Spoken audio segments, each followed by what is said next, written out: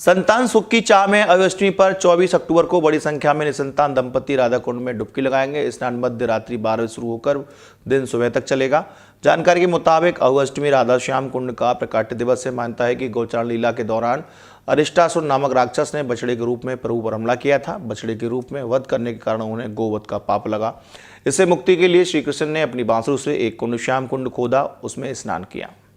इस पर राधा जी ने श्याम कुंड के बगल में अपने कंगन से एक और कुंड खोदा, जिसे राधा कुंड का नाम दिया गया। स्नान करने के बाद राधा जी और कृष्ण ने महारास रचाया था। इसे प्रसन्न होकर राधा जी ने कृष्ण से वरदान मांगने को कहा। राधा जी ने कहा कि अब हम गोवध के पाप से मुक्त हुए हैं। वे चाहती हैं कि जो भी स्थिति में राधा कुंड में स्नान करे उसे पुत्र रत्न की प्राप्ति हो। इसका उल्लेख ब्रह्म पुराण में गर्ग संहिता के गिरिराज खंड में मिलता है। क्या नाम आपका? पंडित मुकेश शर्मा। तो मैं बात कर रहे हैं अष्टमी मेला को लेकर, तो यहाँ बताया जाता है राधा कुंड में विशेष मान्यता है। क्या विशेष मान्यता है? विशेष मान्यता है, यहाँ पर संतान के रूप में अगुई अष्टमी का स्नान मनाया जाता है। वैसे सारी मनोकामनाएं राधा रानी पूर्ण करती हैं। संतान वाले जो दंपत्ति हैं वो रात्रि के चंद्रमा जी का दर्शन करके तब डुबकी लगाते हैं, और वैसे ही जो जिस कामना से आता है वो किसी भी समय पर लगा सकता है। उसके लिए चंद्रमा जी के दर्शन करने के उपरांत वाला कोई सिस्टम नहीं है। कितने लोगों की भीड़ लगा था? अरे लाखों आदमी की भीड़ है। कम से कम गोवर्धन तक जाम रहता है। यहाँ से 5-5 किलोमीटर तक जाम रहता है।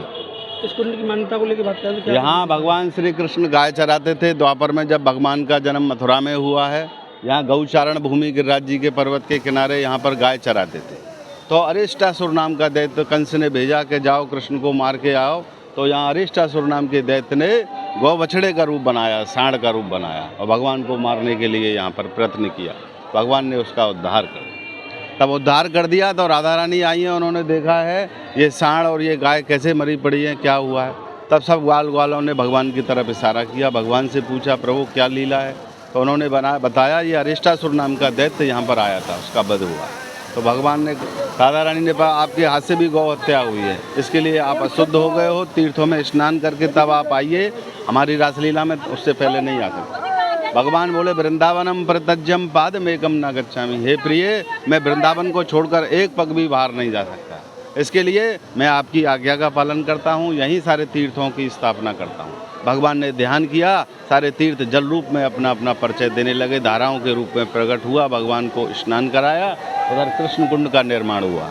तब राधा रानी ने भी अपने हाथ के कंगन से, यहाँ पर कंगन कुंड है बीच में, कंगन कुंड का निर्माण किया। तो राधा कुंड में राधा कृष्ण का जो प्राकट्य है वो अगुई अष्टमी वाले दिन है। उसी दिन यहाँ पर राधा कुंड में महापर्व अगुई आठे का पर्व लगता है। राधा रानी ने वरदान दिया, मेरे कुंड में जो आएगा स्नान करेगा मैं उसको धन संपत्ति का वरदान करती हूँ। भगवान ने कहा मेरे कुंड में जो आएगा स्नान करेगा मैं उसको भाव भक्ति का वरदान करता हूँ।